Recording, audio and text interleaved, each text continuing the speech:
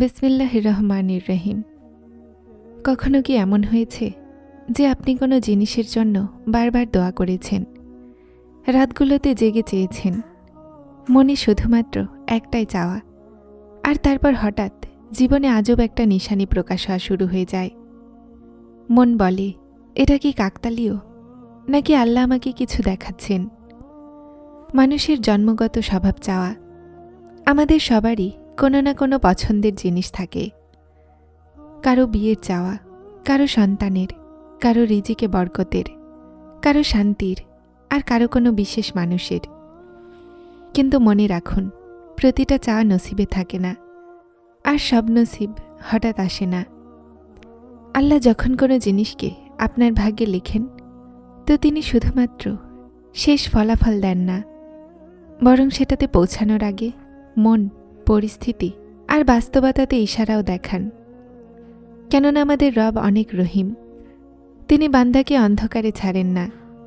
তিনি মনকে তৈরি করেন, রুহকে বদলান, আর রাস্তা পরিষ্কার করেন। কিন্তু সমস্যা এটাই যে আমরা শুধুমাত্র জিনিসগুলোই চাইতে থাকি, নিশানিগুলোকে দেখতে ভুলে যাই। আমরা বলি, ইয়া আল্লাহ, এটা দিয়ে দিন। কিন্তু কখনো লক্ষ্য করি না যে আল্লাহ প্রথমেই আমাদেরকে কিছু দেখান না। কখনো মনে দোয়ার পরে আজব একটা শান্তি চলে আসে, কখনো অসম্ভব কাজ সহজ হতে লাগে, কখনো সেই জিনিসই যা দূরে মনে হতো নিকটে আসতে লাগে।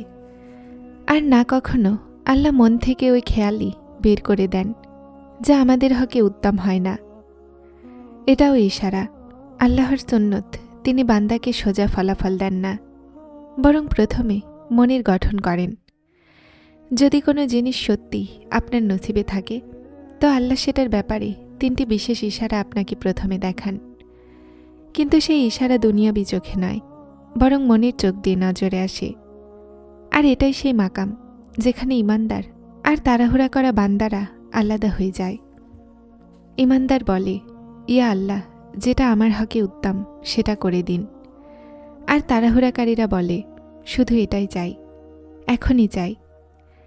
মনে রাখুন, যে জিনিস জোর করে চেয়ে নেওয়া হয় সেটা আসলে শান্তি দেয় না। কিন্তু যেই জিনিস আল্লাহর সন্তুষ্টিতে নসিব হয় সেটা অল্প হলেও মনকে ভরিয়ে দেয়। আজ আমরা এই 3টি ইশারার ব্যাপারেই কথা বলবো, যে আল্লাহ কোনো জিনিসকে আপনার নসিবে লেখার আগে আপনাকে দেখান, যেন আপনি বুঝতে পারেন যে শুধু কি এটা মনের ইচ্ছা, নাকি সত্যিই আল্লাহর তরফ থেকে ইশারা। কখনো আপনি লক্ষ্য করেছেন, কিছু চাওয়াগুলো এমন হয় যেগুলোর ব্যাপারে ভাবতেই মন ভয় পেয়ে যায়।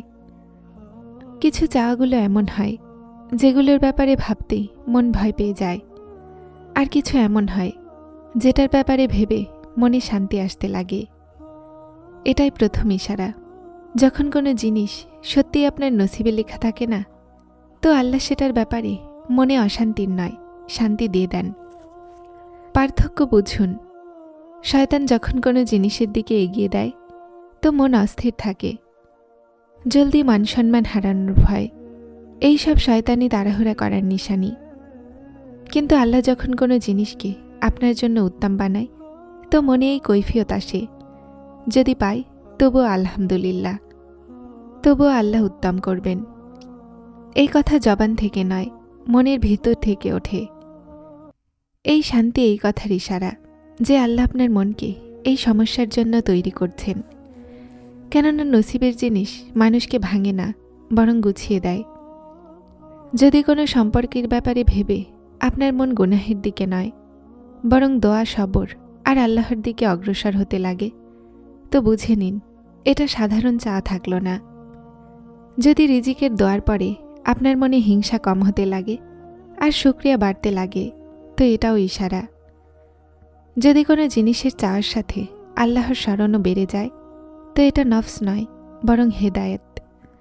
কেননা নফস মানুষকে আল্লাহর থেকে দূরে করে, আর যে জিনিস আল্লাহর নিকটে নিয়ে যায় সেটা অনেক সময় নসিবের রাস্তার দিকে থাকে। এটা আরও বড় নিশানি। আপনি প্রথমে ওই জিনিস ছাড়া ভেঙে যেতেন, কিন্তু এখন আল্লাহ মনে এই বিশ্বাস দিয়ে দিয়েছেন, আমার রব আছেন না, তিনি উত্তম করবেন। এই বিশ্বাস, এই তাওয়াক্কুল, এই শান্তি, এই সব কিছু প্রথম ইশারা, কিন্তু অনেক মানুষেরা ভুল এখানেই করে। তারা শান্তিকে দুর্বলতা ভেবে নেয়, বলে প্রথমে তো আমি তার জন্য মরতাম, এখন আর অতটা চাওয়া নেই। আরে এটাই তো ইশারা, আল্লাহ আপনার ভালোবাসাকে পবিত্র বানাচ্ছেন। যে জিনিস নসিবে থাকে সেটা দৌড়ে আসে না, সম্মানের সাথে আসে। আর এর আগে আল্লাহ মনকে মজবুত বানায়, যেন পাওয়ার পরে মানুষ সীমা অতিক্রম না করে। তাই যদি কোনো মনের পছন্দ মতো জিনিসের ব্যাপারে আপনার মনে যদি আজব একটা শান্তি আসতে লেগেছে, অস্থিরতা কম হতে লেগেছে, আল্লাহর উপরে ভরসা বাড়ছে, তাহলে থেমে যান। হয়তো আল্লাহ বলছেন, আমি শুনছি, আমি কাজ করছি, তুমি শুধুমাত্র আমার উপর ছেড়ে দাও। মানুষ তার ক্ষমতার দ্বারা অনেক কিছু করার চেষ্টা করে, কিন্তু যখন কোনো জিনিস সত্যিই নসিবে থাকে, আপনি শুধুমাত্র চেষ্টা করেন না, পরিস্থিতিও আপনার সাথ দিতে শুরু করে দেয়। এটাই দ্বিতীয় ইশারা। আপনি হয়তো খেয়াল করেছেন, কিছু কাজ এমন হয় যেটার জন্য আপনি দৌড়াতে থাকেন, দরজা ধাক্কান, মানুষকে বলেন, পরিকল্পনা বানান, কিন্তু প্রতিবার কোনো না কোনো বাধা চলে আসে। আর কিছু কাজ এমন হয় যেখানে আপনি হয়তো খুব চেষ্টাও করেননি, কিন্তু রাস্তা আপনা আপনিই তৈরি হতে থাকে। এটা কাকতালীয় হয় না। নসিবের জিনিসের জন্য আল্লাহ শুধুমাত্র আপনাকে পরিচালনা করেন না, বরং মানুষের মন, সময়, পরিস্থিতি সব কিছুকে একটা লাইনে লাগিয়ে দেয়। উদাহরণস্বরূপ, যদি কোনো সম্পর্ক আপনার হকে লেখা আছে, তো আস্তে আস্তে ভুল ধারণা কম হতে লাগে, মন নরম হতে লাগে, কথা বলার সুযোগ আপনা আপনি তৈরি হয়। আর যে মানুষেরা প্রথমে বাধা ছিল, তারাও নরম হতে লাগে। যদি রিজিক নসিবে থাকে, তো একটা ছোট সুযোগও বড় বরকতের দরজা হতে পারে। কেউ পায়, কেউ রাস্তা বলে, কেউ সাহায্য করে, আর আপনি অবাক হয়ে যান, এই সব কিছু কীভাবে হয়ে গেল। এটাই দ্বিতীয় ইশারা।